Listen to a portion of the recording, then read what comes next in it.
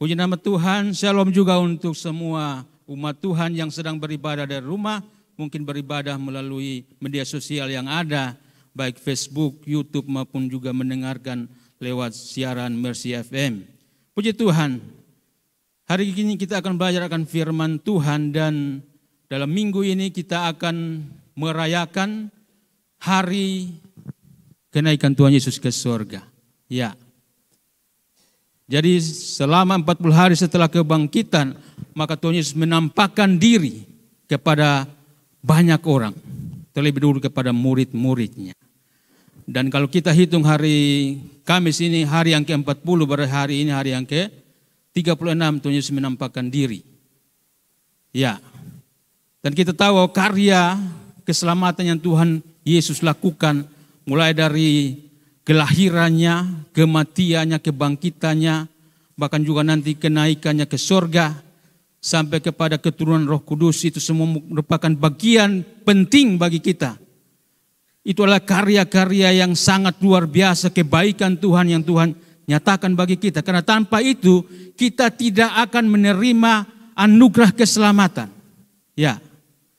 Tetapi kalau kita melihat Bapak Mama sekalian, tren untuk perayaan hari-hari penting ini dia justru menurun. Kecenderungannya menurun. Kalau Natal itu kita peringati secara luar biasa. Persiapannya itu sudah jauh-jauh hari. 2 bulan sebelum, ya sekitar bulan Oktober itu sudah ada persiapan. Gereja kita mungkin sudah ada panitia Natal sudah bentuk.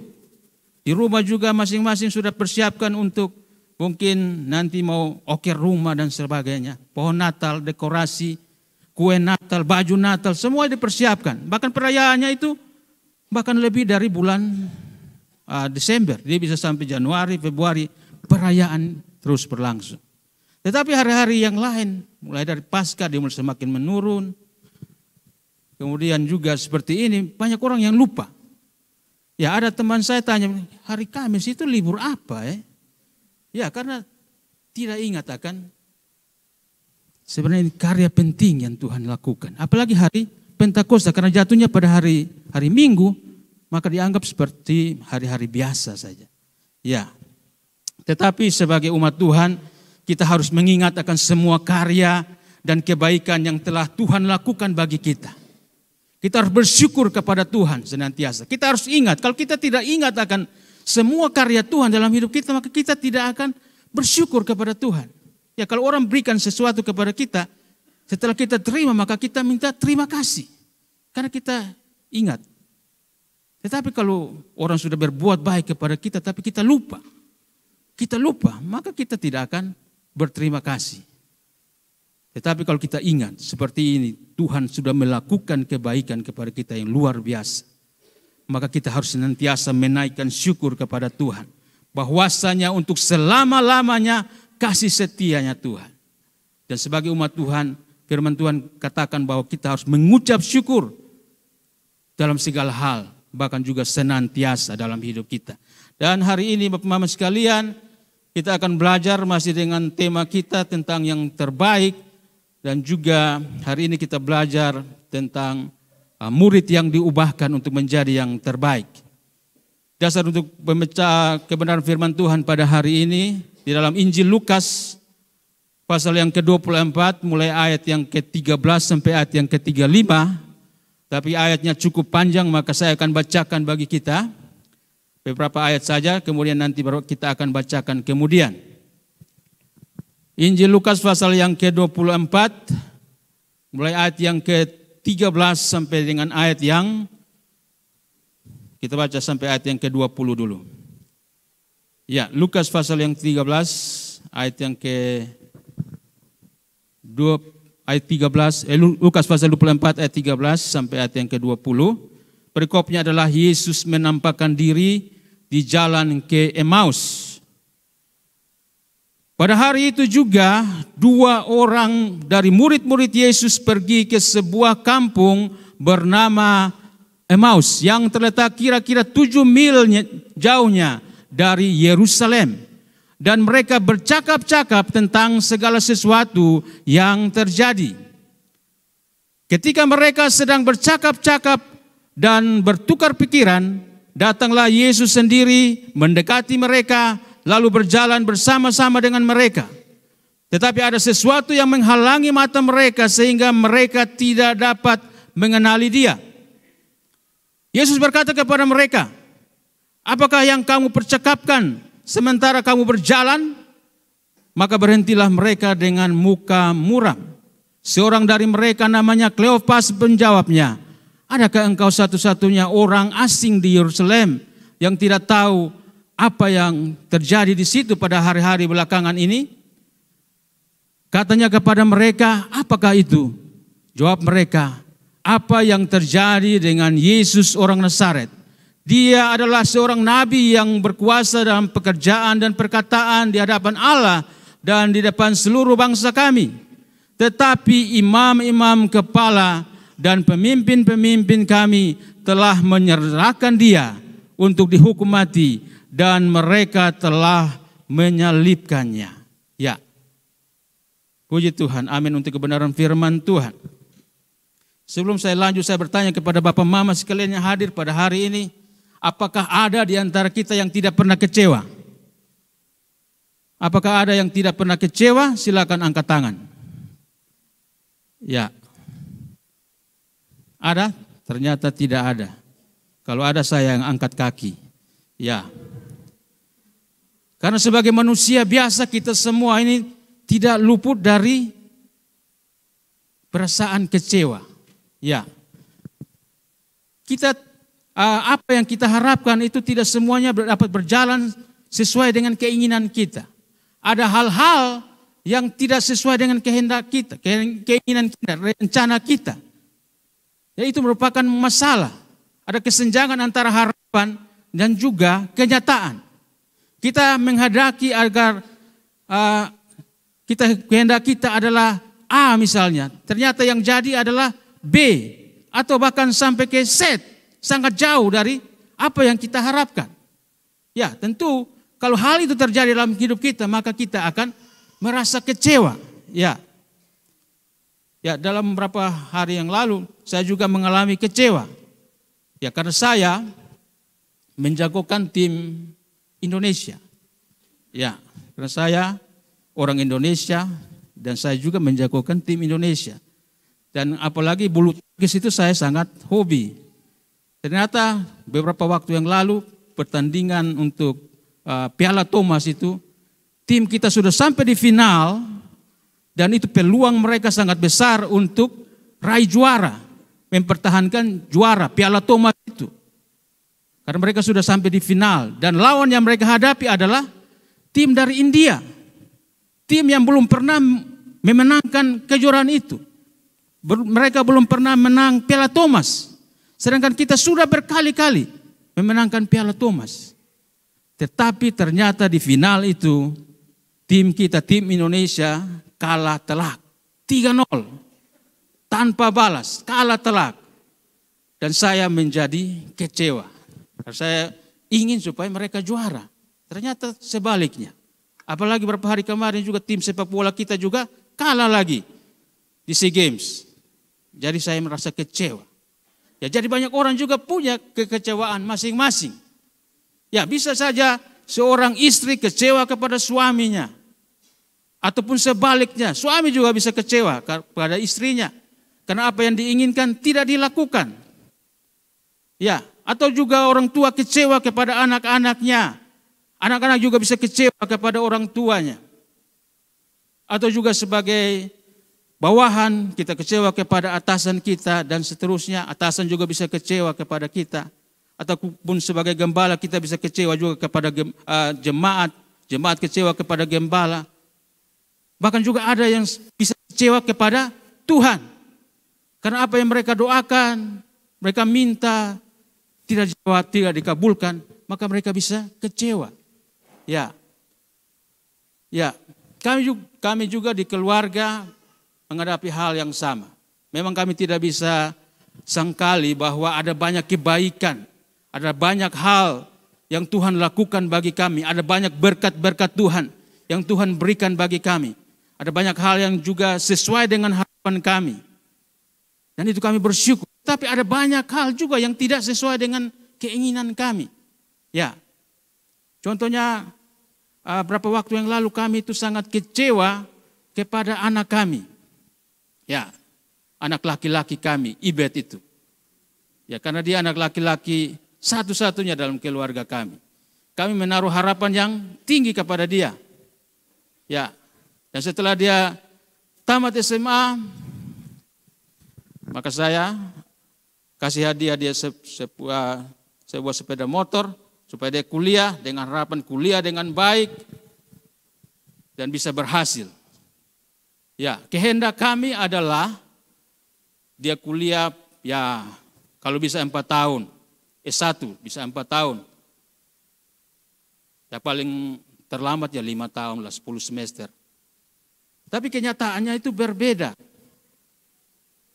Dia kuliah ternyata sampai saat ini 9 tahun. Luar biasa. Ya, saya bilang kalau kau kuliah 9 tahun itu orang lain sudah bisa doktor itu paling kurang itu.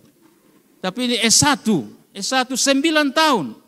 Rencana kami itu adalah paling 5 tahun lah, ini 9 tahun. Karena dia kuliah 3 kali pindah kampus. Setiap pindah kampus, pindah jurusan juga. Ya tahun yang pertama dia lulus seleksi secara ini, PMDK itu dulu.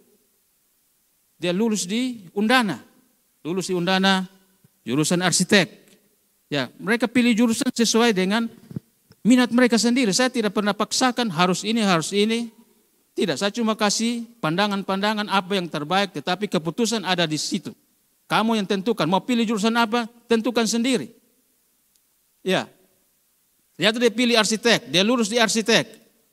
Kuliah 1 tahun, alasan karena kesehatan, karena dia biasa di Soe yang dingin, dia ke Kupang yang panas, dia sakit karena mimisan terus. Setiap hari di Kupang dia mimisan, apalagi mulai bulan Oktober sampai dengan November, Desember, dia mimisan terus. Karena alasan itu maka setelah semester 1, dia tidak melanjutkan lagi ke semester 2. Dan setelah semester 2 berakhir, kami tanya mau lanjut? Ya lanjut di situ. Ternyata tidak bisa lanjut lagi di Undana. Dia harus seleksi ulang lagi. Dan waktunya sudah terlambat. Jadi dia ambil keputusan sendiri, pindah lagi. Pindah ke Unika. Mau ambil jurusan apa? Dia pindah lagi jurusan. Sebelumnya arsitek, dia pindah lagi ke ekonomi. Ambil ekonomi pembangunan. Dan dia kuliah sampai 6 tahun di Unika, dia tidak lulus juga. Dan dia di DO, drop out. Dan setelah saat itu ketika dia dinyatakan DO itu, kami semua itu sangat kecewa berat. Itu pukulan yang hebat bagi kami, keluarga. Apalagi bagi mamanya. Kami merasa malu sekali. Ditanya setiap kali ketemu, kapan wisuda. Bahkan dia juga di kantor kami kan sudah dikeluarkan dari daftar gaji. Karena dia sudah lewat, sudah lebih dari 25 tahun, jadi harus keluar. Ya. Jadi kami kecewa berat. Mamanya juga menangis berhari-hari, putus asa. Kami hampir menyerah. Tetapi kami tetap berikan kesempatan berikutnya. Ini kesempatan yang terakhir. Kamu harus menyelesaikan. Kalau memang mau sekolah, kami berikan kesempatan yang terakhir. Ya. Dan puji Tuhan, dia lanjut lagi di Setia Malang. Di Setia Malang ada beberapa mata kuliah yang diakui di situ, sehingga dia bisa kuliah lagi, lanjut di sana, dan dia sudah menyelesaikan kuliahnya. Dia sudah lulus ujian skripsi beberapa waktu yang lalu, dan tinggal menunggu wisuda. Rencananya tanggal 4 Juni ini dia akan diwisuda. Ya. Jadi harapan kami dia akan finish seperti yang gambar di atas itu cepat, jalannya mulus. Tetapi kenyataannya itu dia menghadapi hal-hal yang tidak kami inginkan. Sehingga memperlambat proses untuk dia mencapai apa yang diharapkan. Ya. Dan dalam pembacaan kita pada hari ini, Bapak Mama sekalian, murid-murid juga mengalami hal yang sama. Semua murid mengalami hal yang sama. Di dalam ayat yang ke-21, dalam perikop tadi, dikatakan, padahal kami dahulu mengharapkan bahwa Dialah yang datang untuk membebaskan bangsa Israel. Tetapi sementara itu telah lewat 3 hari sejak semuanya terjadi. Ya, jadi harapan dari murid-murid adalah Tuhan Yesus itu datang untuk membebaskan mereka, membebaskan bangsa Israel pada saat itu. Dan Tuhan Yesus juga menunjukkan tanda-tanda bahwa Dia memang orang yang berkuasa. Baik itu dalam perkataan, baik itu juga dalam perbuatannya. Dia berkuasa. Dan murid-murid itu menaruh harapan yang sangat besar kepada Tuhan Yesus. Tuhan Yesus yang mereka andalkan. Tuhan Yesus yang mereka jagokan. Bahwa pasti Tuhan Yesus akan menyelamatkan mereka. Ya, karena Tuhan Yesus mengadakan begitu banyak tanda mujizat. Orang yang lumpuh bisa berjalan, orang yang buta bisa melihat. Bahkan sampai orang yang mati sekalipun bisa dibangkitkan oleh Tuhan Yesus. Lazarus yang sudah mati 4 hari, sudah dikuburkan 4 hari, sudah berbau busuk, bisa dibangkitkan oleh Tuhan Yesus. Itu menaruh harapan yang sangat besar kepada murid-murid. Bahwa Tuhan Yesus sanggup untuk membebaskan mereka, sanggup untuk menolong mereka. Bahwa orang yang mereka tunggu-tunggu itu akhirnya datang juga. Mesias, penolong itu akhirnya datang juga. Tetapi kita lihat bahwa kenyataannya yang terjadi pada saat itu berbeda dari harapan mereka. Keadaan berubah begitu cepat dalam beberapa hari. Tuhan Yesus ditangkap. Tuhan Yesus dianiaya. Tuhan Yesus dihadapkan kepada pengadilan yang tidak adil. Dan Tuhan Yesus akhirnya dijatuhi hukuman mati. Disiksa secara luar biasa. Bahkan Tuhan Yesus bisa mati di kayu salib. Di antara 2 orang penjahat. Dan kalau mati di salib itu termasuk orang-orang yang terkutuk. Dan mereka mulai kecewa dengan keadaan itu. Mereka mengharapkan bahwa Tuhan Yesus itu seperti singa dari Yehuda yang menghancurkan setiap musuh-musuhnya. Tetapi ternyata Tuhan Yesus, Alkitab katakan, seperti domba yang keluh saat berada di depan orang yang menggunting bulunya. Tuhan Yesus tidak berbuat apa-apa. Tuhan Yesus tidak mengatakan pembelaan apa-apa. Tuhan Yesus menghadapi itu semua tanpa berkata apa-apa. Seperti domba yang keluh. Ya. Ini menurut murid-murid adalah kekalahan yang sangat telak. Kekalahan yang sangat luar biasa. Maka mereka kecewa. Ya. Kematian Tuhan Yesus di salib itu merupakan bencana yang besar bagi mereka. Yang tidak mereka perkirakan sebelumnya. Sehingga mereka tidak siap menghadapi kematian Tuhan Yesus. Ya. Dan hari ini kita akan belajar 2 hal saja. Yang pertama adalah Tuhan Yesus datang mengubahkan murid-murid untuk tetap hidup di dalam persekutuan. Ya, ini poin yang pertama. Tuhan Yesus mengubahkan untuk tetap hidup di dalam persekutuan. Nah, dalam perikop tadi kita baca bahwa pada hari itu juga adalah hari di mana Tuhan Yesus bangkit. Yang pada paginya Tuhan Yesus, kubur Tuhan Yesus itu sudah kosong. Ketika murid-murid perempuan itu mau ke kubur Yesus untuk memberikan rempah-rempah, mereka mendapati bahwa batu sudah terguling dan kubur Tuhan Yesus itu sudah kosong. Dan malaikat-malaikat sampaikan kepada perempuan-perempuan itu bahwa Tuhan Yesus sudah bangkit. Mengapa kamu mencari Dia yang hidup di antara yang mati? Dan kesaksian ini disampaikan oleh perempuan-perempuan ini kepada murid-murid yang lain. Jadi murid-murid yang lain itu mereka, puji Tuhan, mereka tetap ada di dalam persekutuan.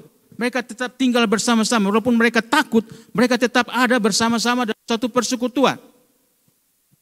Dan ketika perempuan-perempuan ini menyampaikan kepada murid-murid yang lain, Alkitab katakan bahwa di dalam ayat yang ke-11, tetapi bagi mereka perkataan-perkataan itu seakan-akan omong kosong dan mereka tidak percaya kepada perempuan-perempuan itu.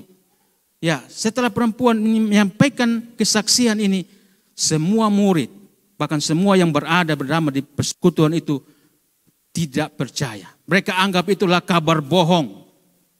Sekarang dibilang hoax, omong kosong itu. Tetapi Petrus dan juga Yohanes, mereka mau membuktikan sehingga mereka lari ke kubur itu.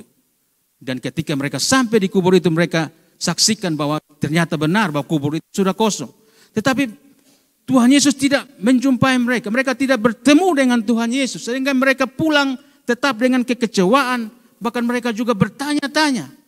Sebenarnya apa yang sedang terjadi? Dan ini disampaikan kepada semua orang, termasuk 2 orang yang akan ke Emmaus ini. Dan Alkitab katakan tadi dalam pembacaan kita, pada hari itu juga, hari yang sama itu juga, 2 orang ini mereka segera berangkat ke Emmaus. Ya, mereka meninggalkan Yerusalem. Ya, Yerusalem adalah tempat beribadah, tempat bersekutu, memuji memuliakan nama Tuhan. Mereka meninggalkan Yerusalem, mereka menuju ke Emmaus. Emmaus itu dikatakan adalah sumber air panas. Seolah-olah mereka mau meninggalkan Yerusalem, mereka mau mencari kehangatan di tempat lain. Mereka mau mencari penghiburan di tempat lain. Ya, mereka meninggalkan indahnya persekutuan bersama murid-murid dan mereka mau mencari tempat lain yang mungkin bisa memberikan kehangatan kepada mereka. Ya. Nah, kita lihat di sini Bapak Mama sekalian, bagaimana respon murid-murid terhadap masalah. Ketika kenyataan itu berbeda dengan harapan. Baik, slide yang berikut saya gambarkan tentang respon antara harapan dan kenyataan yang tidak sama. Ya, ketika kita menaruh harapan yang sangat tinggi dan ternyata kenyataan yang ada itu sangat rendah. Harapan kita 100 tetapi kenyataannya 0. Maka itu akan ada masalah. Dan bagaimana respon kita terhadap masalah itu akan menentukan hidup kita ke depan. Kalau kita merespon masalah itu dengan bersyukur, maka tentunya ada tindakan-tindakan positif. Artinya kecewa itu wajar. Pada saat terjadi masalah kita kecewa, wajar. Tetapi kita tidak hidup di dalam kekecewaan. Kita memilih untuk bersyukur. Karena kita percaya bahwa ada banyak hal kebaikan yang akan Tuhan kerjakan bagi kita. Ada Tuhan punya rencana yang lebih indah bagi kita. Tetapi kalau kita kecewa dan kemudian kita tetap tinggal dalam kekecewaan, maka kita akan melakukan tindakan-tindakan yang negatif. Ya, seperti murid-murid ini. Mereka bisa meninggalkan persekutuan, meninggalkan Tuhan. Mereka memiliki semangat mereka itu mulai padam. Mereka yang semula punya semangat yang berkobar-kobar untuk melayani Tuhan, mulai turun karena kekecewaan. Dan ini kalau dibiarkan secara terus-menerus, maka bisa mengakibatkan keputusasaan dan juga kebinasaan kalau seandainya mereka bunuh diri. Ya. Tapi beruntung Bapak Mama sekalian, bahwa Tuhan Yesus begitu mengasihi mereka. Ya, kita baca bahwa Tuhan Yesus datang menghampiri mereka. Tuhan Yesus sendiri yang menampakkan diri kepada mereka. Berjalan bersama-sama dengan mereka. Karena Tuhan Yesus peduli dengan mereka. Walaupun mereka itu adalah murid-murid biasa. Mereka tidak termasuk dalam 12 murid yang merupakan rasul-rasul nantinya.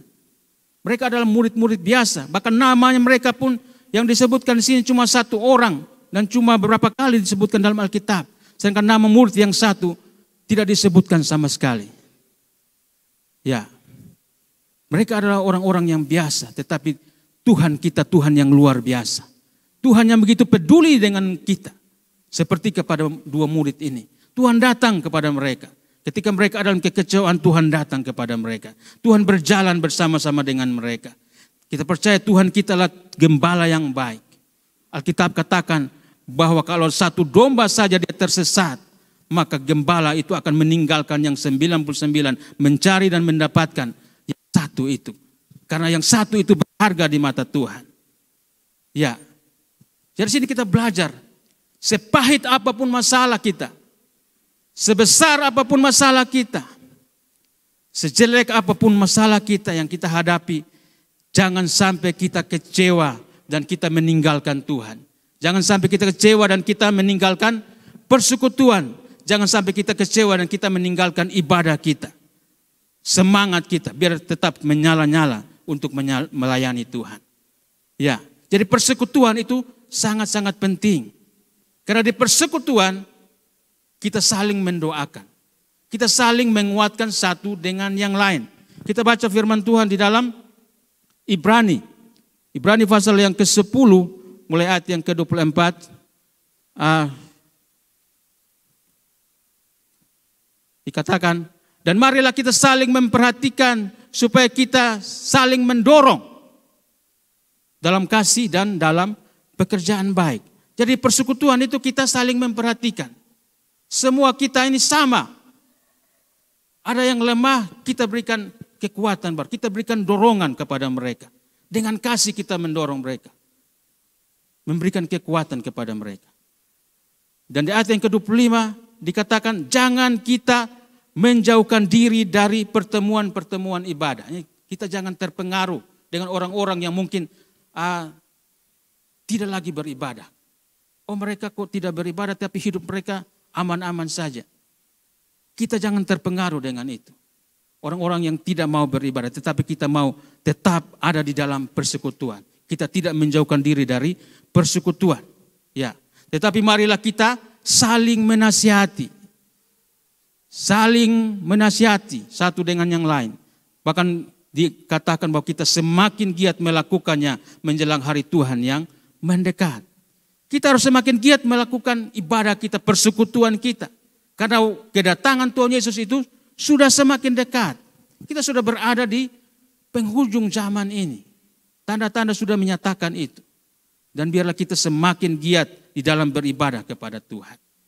Bersemangat untuk beribadah kepada Tuhan. Ya, di Rayon C kami melakukan itu. Semua nilai-nilai yang ditanamkan dalam gereja ini kami juga mau tanamkan itu di Rayon C. Kami belajar untuk melakukan semuanya dengan kasih. Kami hidup di dalam kebersamaan, kemurahan hati, bahkan juga ada kesaksian-kesaksian. Kami semua saling menguatkan. Ketika datang masing-masing bawa pergumulannya dan disampaikan kepada kami, terbuka kepada kami. Kami semua terbuka. Apapun masalah pergumulan kami nyatakan itu di persekutuan kami. Dan kami semua mendukung dalam doa. Kami doakan itu. Kami doakan itu. Dan kemudian di waktu berikut ternyata ada kesaksian. Doa sudah dijawab oleh Tuhan. Ya seperti cerita tadi Ibet itu. Kami nyatakan itu juga di tengah persekutuan kami. Kegagalan kami. Kegagalan Ibet adalah kegagalan kami. Dan ternyata bahwa persekutuan kami Rayon C menganggap juga bahwa itu ada kegagalan kami semua, Rayon C. Dan kami sama-sama menopang, saling menopang. Kami dikuatkan. Keluarga kami dikuatkan. Sehingga ketika kami putus asa, ada dorongan-dorongan, ada nasihat-nasihat. Dan doa-doa yang dinaikkan sehingga kami tetap kuat. Ya, kami tidak melakukan tindakan-tindakan yang negatif. Tetapi didoakan sehingga kami bisa melakukan tindakan yang positif. Puji Tuhan. Ya, kalau tidak kami menyerah, maka Ibet tidak akan wisuda. Dia tidak wisuda, tetapi didoakan, maka akhirnya dia akan diwisuda.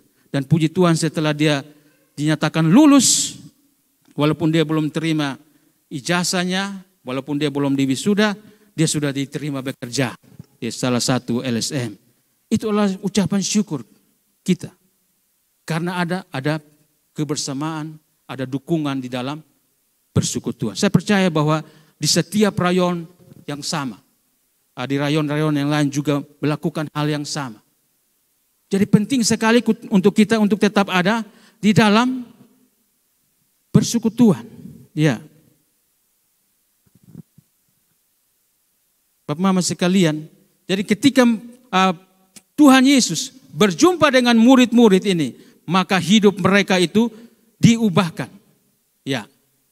Alkitab katakan bahwa setelah mereka mengenali Tuhan Yesus, maka pada saat itu juga, setelah mereka mengenali Tuhan Yesus, walaupun setelah itu Tuhan Yesus hilang dari pandangan mereka, pada saat itu dikatakan bahwa mereka langsung bangkit.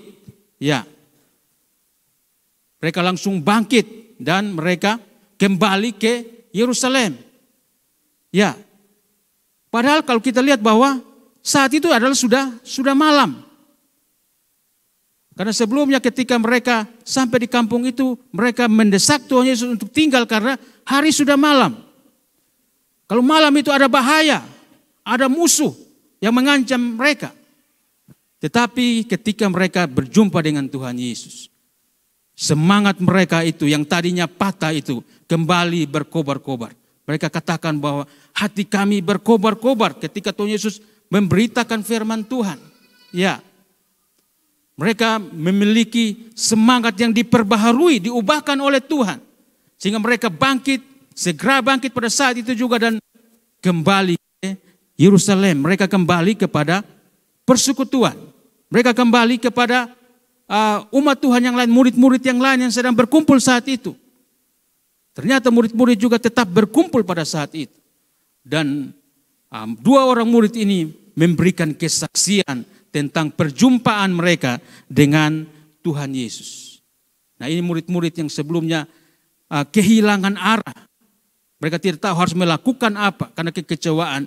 Mereka kembali menemukan akan tujuan hidup karena mereka berjumpa dengan Tuhan Yesus. Jadi saya ajak Bapak Mama sekalian untuk kita tetap hidup di dalam persekutuan. Ya, maka kita semakin giat di dalam persekutuan kita. Kita harus meresponi perjumpaan kita dengan Tuhan hari ini. Bahwa kita percaya bahwa Tuhan Yesus sudah mengubahkan kita. Sehingga kita semakin giat di dalam beribadah kepada Tuhan. Yang sudah lama tidak beribadah di rayon-rayon, mari kita kembali beribadah. Kita ada dalam persekutuan. Kehadiran kita itu sangat penting bagi anggota jemaat yang lain. Kita hadir saja dulu. Hadir tidak buat apa-apa, yang penting kita hadir saja dulu. Kehadiran kita akan memberikan makna yang penting bagi teman-teman kita yang lain. Ya. Apalagi ketika semua saling mendoakan, itu memberikan kekuatan yang besar bagi kita. Itu akan membangun kita. Sehingga iman kita ini terus bertumbuh. Sehingga kita menjadi pribadi yang siap untuk menyambut kedatangan Tuhan Yesus yang kedua kali. Amin. Inilah hal yang pertama. Hal yang kedua yang kita pelajari pada saat ini adalah percaya walaupun tidak melihat. Ya, ini hal yang kedua. Alkitab mencatat bahwa setelah kebangkitan Tuhan Yesus masih menampakkan diri kepada murid-murid selama 40 hari. Tuhan Yesus menampakkan diri berulang-ulang kepada murid-muridnya. Itu untuk membuktikan bahwa ia hidup. Juga untuk meneguhkan iman percaya dari murid-muridnya. Ya. 40 hari di sini adalah masa transisi. Sebelum Tuhan Yesus naik ke surga. Ya, karena sebelumnya mereka terus ada bersama-sama dengan Tuhan Yesus selama kurang lebih 3,5 tahun. Mereka setiap hari mengikut Tuhan Yesus kemanapun mereka melakukan pelayanan. Mereka menatap wajah Yesus secara langsung, berbicara kepada Tuhan Yesus secara langsung. Berjalan bersama dengan Tuhan Yesus, makan bersama-sama dengan Tuhan Yesus. Tetapi pada dalam waktu 40 hari ini, kita lihat bahwa Tuhan Yesus tidak selalu ada bersama dengan mereka. Karena ini adalah masa transisi. Tuhan Yesus mau mempersiapkan mereka untuk kenaikannya ke surga. Kita baca bahwa ketika Tuhan Yesus menampakkan diri kepada dua orang murid ini, kemudian Tuhan Yesus lenyap dari pandangan mereka. Tuhan Yesus juga menampakkan diri kepada murid-murid yang lain dan kemudian Tuhan Yesus hilang dari antara mereka. Ya, ini untuk mempersiapkan murid-murid. Sebenarnya Tuhan Yesus mau mengubah sikap murid-murid. Ya, dari mereka yang dulunya percaya karena melihat Tuhan Yesus secara langsung, melihat perkara-perkara ajaib yang Tuhan Yesus lakukan secara langsung, menjadi orang yang percaya kepada Tuhan Yesus walaupun mereka tidak melihat Tuhan Yesus secara langsung. Nah, ini yang mau Tuhan Yesus ubahkan kepada murid-murid pada saat itu. Ya. Jadi ada sedikit perbedaan antara percaya dan iman. Ya. Percaya artinya adalah mengakui dan yakin bahwa sesuatu memang benar terjadi, memang nyata. Itu percaya. Ini menurut Kamus Besar Bahasa Indonesia. Kalau iman juga menurut Kamus Besar Bahasa Indonesia adalah kepercayaan yang berkaitan dengan agama, keyakinan dan ketetapan hati. Ya. Dan kita baca di dalam Ibrani pasal yang ke-11 ayat yang pertama, Ibrani pasal yang 11 ayat yang pertama dikatakan, iman adalah dasar dari segala sesuatu yang kita harapkan dan bukti dari segala sesuatu yang tidak kita lihat. Nah, jadi kita lihat ada sedikit perbedaan antara percaya dan juga iman. Jadi orang yang beriman pasti dia percaya, tetapi orang yang percaya belum tentu dia beriman. Karena orang yang beriman itu dia percaya akan hal-hal yang tidak dilihat. Dia sungguh-sungguh yakin, dia percaya dengan sungguh-sungguh, dia yakin. Tidak ada keraguan sedikit pun bahwa semua yang diharapkan itu pasti terjadi. Dia tidak ragu. Apapun yang diharapkan, dia yakin pasti terjadi dan sudah terjadi. Dan dia tinggal berjalan untuk meraih akan harapannya itu. Ya, walaupun dia belum melihatnya sekarang, tetapi dia sungguh-sungguh percaya bahwa apa yang diharapkannya itu pasti terjadi. Ya. Jadi kalau kita beriman kepada Tuhan, ketika kita sakit, kita sungguh-sungguh percaya bahwa kita sudah sembuh. Maka itu akan terjadi dalam hidup kita. Alkitab katakan itu. Kalau kita berdoa untuk sesuatu, kita mengucap syukur seolah-olah kita sudah mendapatkannya. Itu adalah iman. Kita yakin bahwa apa yang kita doakan itu sudah terjadi. Itu adalah iman dan itu membuat kita dapat meraih apa yang kita harapkan.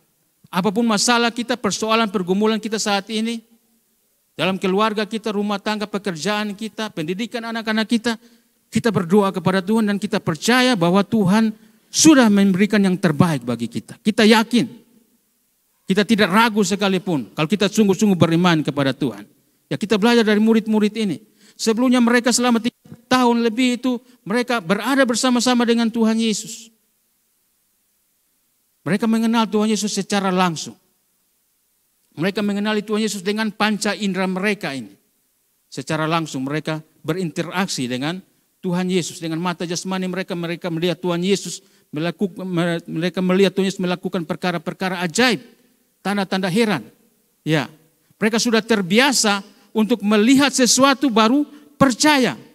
Sehingga walaupun mereka ini sudah berulang-ulang mendengar sebelumnya. Ya, bahwa memang Tuhan Yesus itu akan mati. Sebelum Tuhan Yesus mati itu sudah berkali-kali Tuhan Yesus nyatakan. Tuhan Yesus memberitahukan kepada mereka bahwa anak manusia akan diserahkan ke orang berdosa dan akan diselipkan mati. Tetapi pada hari yang ketiga dia akan bangkit. Ini Tuhan Yesus nyatakan itu berulang kali. Tetapi mereka tidak percaya. Sama sekali tidak percaya akan hal itu. Ya, kita lihat sini respon terhadap pernyataan kebangkitan Tuhan Yesus. Ada 2, orang Farisi, orang imam-imam, ahli-ahli Taurat, dan murid-murid. Ya, orang Farisi adalah orang-orang yang tidak percaya kepada Tuhan Yesus. Mereka menentang akan apa yang Tuhan Yesus lakukan dan mereka juga menentang bahwa Tuhan Yesus menyatakan Tuhan Yesus adalah Mesias yang dijanjikan itu. Mereka tidak percaya. Tetapi perkataan Tuhan Yesus ini mereka ingat. Ini yang luar biasa. Perkataan Tuhan Yesus bahwa Tuhan Yesus akan bangkit pada hari yang ketiga ini mereka ingat. Ya. Di dalam Matius pasal yang ke-27 ayat 63 dikatakan, dan mereka berkata, Tuhan, ini mereka berkata kepada Pilatus saat itu. Tuhan, kami ingat bahwa si penyesat itu, artinya Tuhan Yesus, sewaktu hidupnya berkata, sesudah 3 hari aku akan bangkit. Ini mereka katakan ini sehari setelah Tuhan Yesus disalibkan. sehari setelah Tuhan Yesus mati. Berarti pada hari Sabtu, mereka sudah langsung menghadap Pilatus. Mereka katakan, mereka ingat bahwa Tuhan Yesus berkata, dia akan bangkit pada hari yang ketiga. Dan mereka melakukan tindakan antisipasi. Mereka anggap bahwa itu memang tidak akan terjadi. Tetapi mereka khawatirkan murid-murid yang datang curi mayat Tuhan Yesus. Sehingga akan timbul penyesatan yang lebih besar lagi. Karena mereka anggap Tuhan Yesus adalah penyesat. Sehingga mereka antisipasi, jangan sampai, karena Tuhan Yesus katakan bahwa dia akan bangkit pada hari yang ketiga, maka murid-murid akan datang curi akan mayat Tuhan Yesus. Dan mereka katakan bahwa Tuhan Yesus sudah bangkit. Dan mereka anggap itu adalah penyesatan yang lebih besar dari yang sebelumnya. Ya. Ini adalah respon dari orang-orang Farisi, orang-orang yang tidak percaya Tuhan. Tetapi respon dari orang-orang yang percaya, yaitu adalah murid-murid. Murid-murid adalah orang yang percaya kepada Tuhan Yesus. Tetapi mereka tidak ingat sedikit pun. Mereka tidak ingat akan perkataan Tuhan Yesus sedikit pun. Walaupun itu sudah dikatakan berulang-ulang. Berkali-kali Tuhan Yesus sudah menjanjikan bahwa dia memang mati, tapi dia akan bangkit pada hari yang ketiga. Dan yang kalau kita baca di Lukas tadi, Lukas ini 24 ayat yang ke-8 dikatakan, maka teringatlah mereka akan perkataan Yesus itu. Mereka teringat ketika Tuhan Yesus sudah bangkit. Ya sebelumnya mereka lupa. Mereka teringat ketika Tuhan Yesus sudah bangkit dari antara orang mati. Mereka ingat karena apa? Karena ada malaikat-malaikat yang katakan kepada mereka, Tuhan Yesus sudah bangkit. Kenapa kamu cari dia yang hidup di antara dia yang mati dan di antara orang mati? Tuhan Yesus sudah bangkit. Baru mereka ingat. Oh betul, dulu Tuhan Yesus pernah berkata itu. Dulu Tuhan Yesus pernah berkata bahwa anak manusia memang harus diserahkan ke tangan orang-orang berdosa dan diselipkan dan akan bangkit pada hari yang ketiga. Mereka baru ingat setelah disampaikan ketika Tuhan Yesus sudah bangkit. Tuhan Yesus sudah bangkit baru mereka ingat. Artinya bahwa mereka percaya tetapi mereka tidak sungguh-sungguh percaya apa yang dikatakan oleh Tuhan Yesus. Mereka sudah mendengar berulang-ulang tetapi lupa lagi.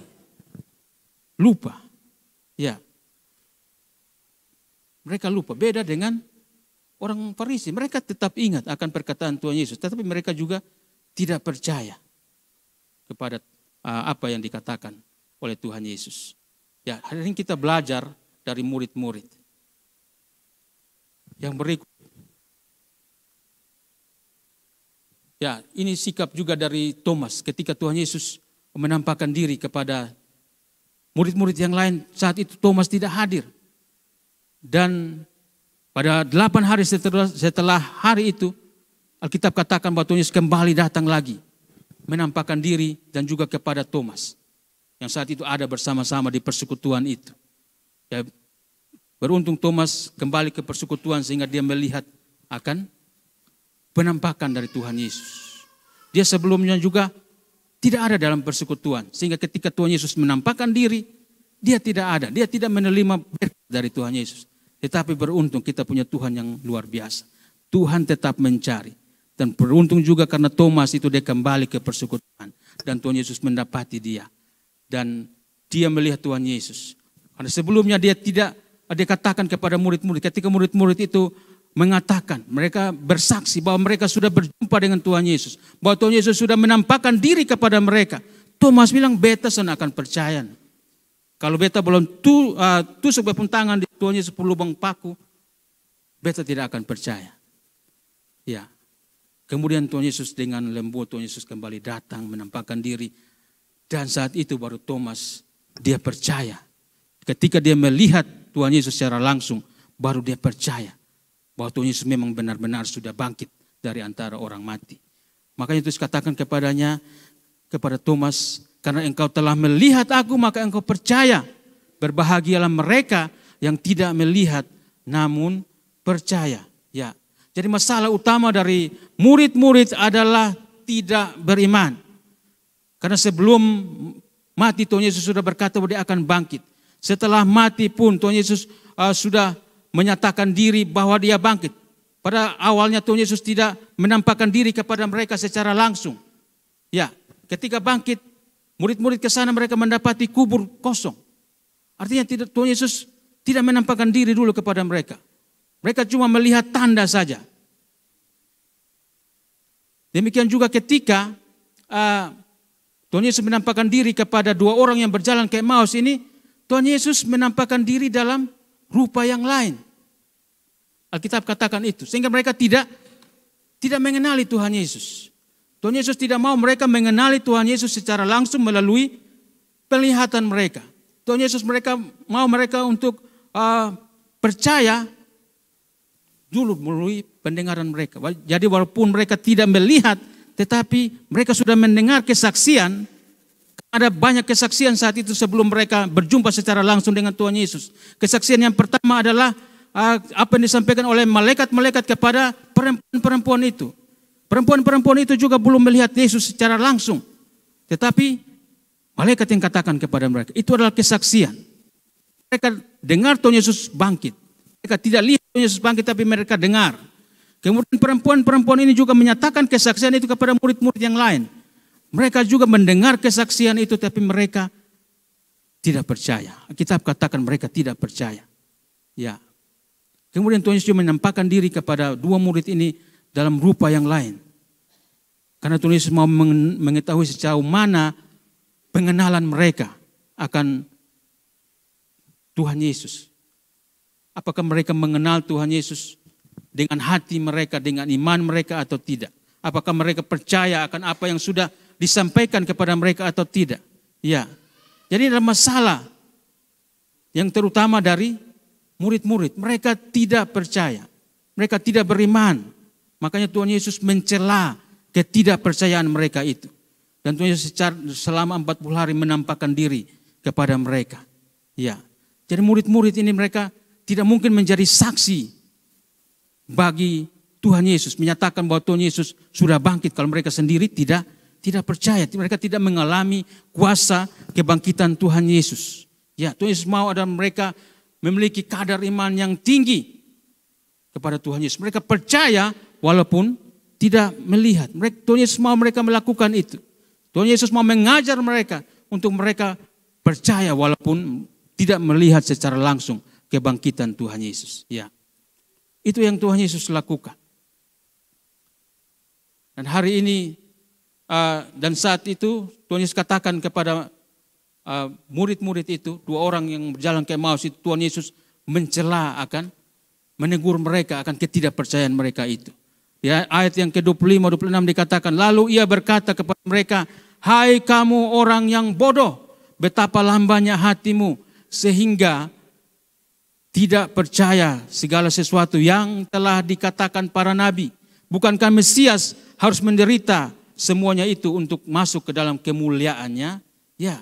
Kemudian Tuhan Yesus menjelaskan kepada mereka apa yang tertulis tentang dia dalam kitab suci. Mulai dari kitab Musa dan segala kitab nabi-nabi. Ya, Tuhan Yesus menegur mereka. Karena mereka tidak percaya akan semua yang dinubuatkan oleh para nabi. Mereka percaya hanya sebagian saja. Tidak seluruhnya mereka percayai. Mereka tidak percaya bahwa Tuhan Yesus akan mati. Itu tidak ada sama sekali dalam kamus mereka. Mereka merasa bahwa itu tidak mungkin. Mesias itu orang yang berkuasa, orang yang hebat. Dia adalah Tuhan. Kalau dia Tuhan, kenapa dia mati? Mereka tidak percaya sama sekali akan kematian Tuhan Yesus. Mereka tidak percaya itu. Ya, makanya Tuhan Yesus mengajarkan mereka. Mulai dari rencana keselamatan. Rencana kedatangan Tuhan Yesus untuk melakukan karya keselamatan. Tuhan Yesus mengajarkan itu mulai dari kitab-kitab Musa. Berarti mulai dari Kejadian. Dan juga apa yang dinubuatkan dari nabi-nabi tentang Tuhan Yesus. Tuhan Yesus katakan kepada mereka bahwa semua yang tertulis tentang Tuhan Yesus itu akan tergenapi. Termasuk tentang kematiannya dan kebangkitannya. Semuanya akan tergenapi. Tuhan Yesus mau mengajar murid-murid untuk percaya firman Tuhan itu secara keseluruhan. Bukan hanya sebagian-sebagian. Seperti murid-murid mereka tidak percaya akan kematian Tuhan Yesus, apalagi kebangkitannya. Ya. Kan Tuhan Yesus katakan juga dalam Lukas pasal yang ke-24, ayat yang ke-44, Ia berkata kepada mereka, inilah perkataanku yang telah kukatakan kepadamu ketika aku masih bersama-sama dengan kamu, yaitu bahwa harus digenapi semua yang ada tertulis tentang aku dalam kitab Taurat Musa dan kitab Nabi-Nabi dan kitab Mazmur. Jadi apapun yang tertulis tentang Tuhan Yesus, semuanya akan tergenapi. Kemarin kita juga belajar di sini, mengingat kembali bahwa semua yang dijanjikan Tuhan, semua yang terbaik yang dijanjikan Tuhan, semuanya digenapi. Semuanya dipenuhi, tidak ada yang tidak terpenuhi. Semua janji-janji Tuhan yang tertulis dalam Alkitab, semuanya akan digenapi. Apapun janji Tuhan itu pasti digenapi, tidak ada yang tidak digenapi. Jadi semua yang tertulis tentang Tuhan Yesus itu harus tergenapi. Ya. Kelahirannya tergenapi, kematiannya tergenapi, kebangkitannya tergenapi, bahkan sampai kenaikannya ke surga tergenapi. Dan ketika Tuhan Yesus mau naik ke surga, Tuhan Yesus berjanji bahwa Dia akan memberikan penolong yang lain. Dia akan memberikan penghibur, seorang penghibur yang akan senantiasa menyertai orang percaya. Tuhan berjanji itu dan itu digenapi. Alkitab katakan bahwa 10 hari kemudian atau hari yang ke-50 setelah kebangkitan Tuhan Yesus, Roh Kudus dicurahkan dan itu yang akan kita peringati. Jadi semua yang tertulis tentang Tuhan Yesus itu harus digenapi. Tetapi ada satu yang belum terjadi saat ini. Apakah itu? Ya, itu janji tentang kedatangan Tuhan Yesus yang kedua kali. Inilah janji. Dan sebagai orang percaya kita harus percaya bahwa Tuhan Yesus memang benar-benar akan datang kembali. Jangan sampai kita lupa akan janji ini. Inilah janji yang indah, yang luar biasa. Bahwa Tuhan Yesus akan datang kembali untuk menjemput kita. Di dalam Yohanes pasal 14 ayat yang ke-1 sampai ayat yang ke-3 dikatakan, janganlah gelisah hatimu, percayalah kepada Allah, percayalah juga kepadaku. Tuhan Yesus mengajak murid-murid untuk percaya dengan sungguh-sungguh. Bahwa di rumah Bapakku banyak tempat tinggal. Jika tidak demikian aku tentu mengatakannya kepadamu. Sebab aku pergi ke situ untuk menyediakan tempat bagimu. Dan apabila aku telah pergi ke situ dan telah menyediakan tempat bagimu, aku akan datang kembali dan membawa kamu ke tempatku. Supaya di tempat di mana aku berada, kamu pun berada. Nah inilah janji Tuhan yang sangat indah, sangat manis buat kita semua. Bahwa Tuhan Yesus sedang menyiapkan tempat bagi kita. Dan ketika sudah selesai tempat itu, maka Dia akan datang kembali. Dia datang untuk menjemput kita semua yang percaya kepadanya. Ya, jangan sampai kita tidak percaya akan janji ini. Jangan sampai kita tidak percaya seperti murid-murid yang lain. Seperti murid-murid pada saat itu mereka tidak ingat akan janji bahwa Tuhan Yesus akan bangkit. Kita harus belajar dari murid-murid itu sehingga kita ingat bahwa Tuhan Yesus akan datang kembali. Ya, walaupun kita belum melihat hari kedatangan Tuhan Yesus, tetapi kita yakin, kita percaya semua yang sudah dinubuatkan di dalam Alkitab ini akan terjadi. Itu adalah iman. Kita harus beriman sungguh kepada apa yang sudah dikatakan bahwa Tuhan Yesus benar-benar akan datang kembali. Ya. Kalau orang beriman, maka dia akan berharap dengan sungguh-sungguh. Dia akan menanti dengan tekun bahwa apa yang diharapkan itu dia akan raih. Ya, seperti murid-murid ketika dijanjikan akan pencurahan Roh Kudus, Tuhan Yesus katakan kembali ke Yerusalem. Mereka semua kembali ke Yerusalem, mereka tetap hidup dalam persekutuan. Mereka tekun berdoa terus menerus. Tuhan Yesus tidak katakan bahwa nanti hari keberapa Tuhan curahkan Roh Kudus. Mereka terus bertekun. Hari pertama, hari kedua, dan seterusnya mereka terus bertekun. Mereka tetap ingat akan janji itu. Sehingga pada hari yang ke-10 ketika Roh Kudus dicurahkan, mereka semua menerima baptisan Roh Kudus. Ya, saat ini kita semua sudah berada di penghujung zaman ini. Tanda-tanda sudah nyata bagi kita. Ya. bahwa Tuhan Yesus akan datang kembali. Dan Rasul Petrus katakan di dalam 2 Petrus pasal yang ketiga, ayat yang ketiga, mulai ayat yang ketiga, 2 Petrus pasal 3 ayat yang ketiga dan seterusnya, dikatakan, yang terutama harus kamu ketahui ialah bahwa pada hari-hari zaman akhir akan tampil pengejek-pengejek dengan ejekan-ejekannya, yaitu orang-orang yang hidup menuruti hawa nafsunya. Ya, kata mereka, di manakah janji tentang kedatangannya itu? Sebab sejak bapa-bapa leluhur kita meninggal, segala sesuatu tetap seperti semula pada waktu dunia diciptakan. Ya, saat ini banyak orang yang seperti ini. Mereka mengejek. Mereka katakan bahwa dari dulu sudah janji bilang Tuhan Yesus mau datang. Tapi sampai saat ini kok belum datang-datang juga. Nah, ini yang harus kita waspadai.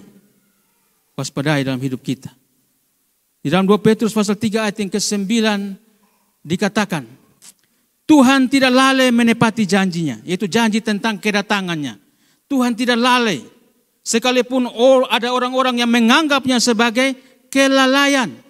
Tapi sebenarnya Tuhan tidak lalai. Tetapi ia sabar terhadap kamu. Kalau Tuhan saat ini belum datang, berarti Tuhan sedang menunjukkan kesabarannya kepada kita. Karena Tuhan menghendaki supaya jangan ada yang binasa. Ya, melainkan semuanya bertobat, berbalik kepada Tuhan. Ini yang Tuhan Yesus janjikan bagi kita. Bahwa semua yang dijanjikan tentang Tuhan Yesus akan terjadi, termasuk kedatangannya yang kedua kali, itu pasti terjadi. Kalau saat ini Tuhan Yesus belum datang, berarti Tuhan Yesus masih memberikan kesempatan bagi kita.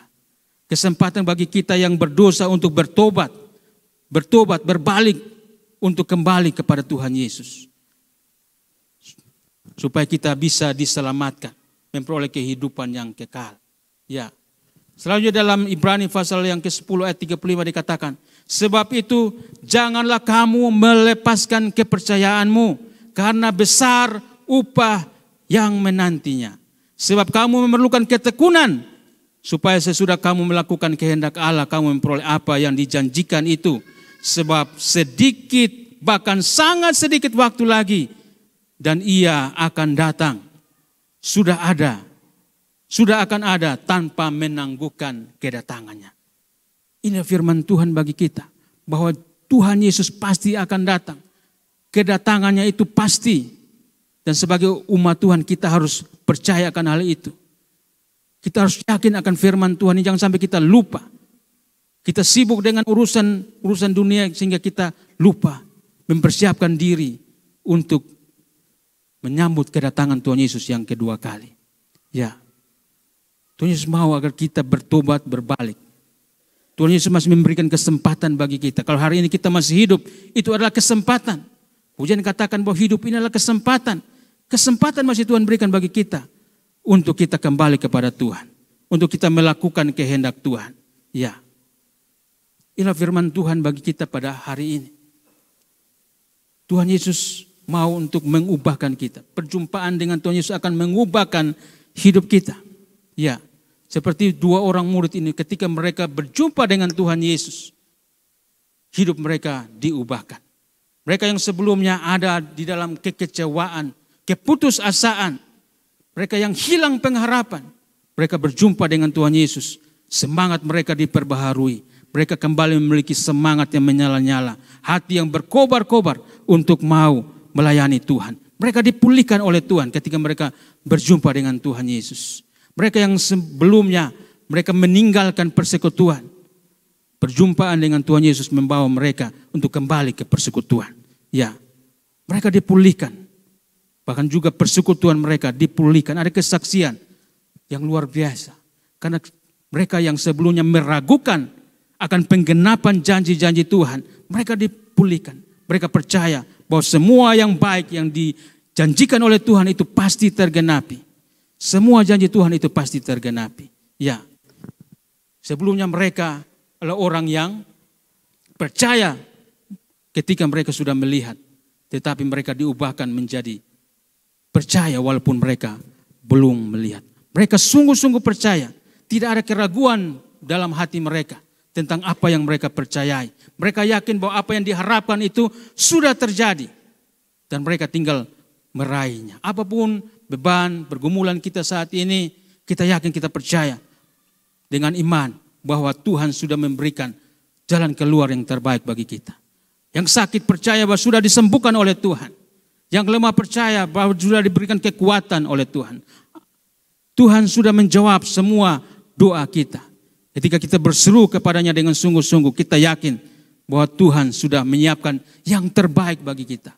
Kita percaya bahwa hari esok itu akan lebih baik bagi kita. Hari esok yang penuh harapan bagi kita. Tidak ada kekecewaan bagi kita. Tetapi kita juga harus bersyukur akan janji Tuhan. Bahwa Dia akan datang kembali. Bahwa Dia sudah menyiapkan tempat bagi kita di sorga. Dan Dia akan datang kembali untuk menjemput kita semua. Supaya kita kembali hidup bersama-sama dengan Dia di sorga. Sampai selama-lamanya. Amin. Untuk firman Tuhan. Kiranya firman Tuhan ini boleh memberkati kita sekalian. Kita akan nyanyikan satu pujian.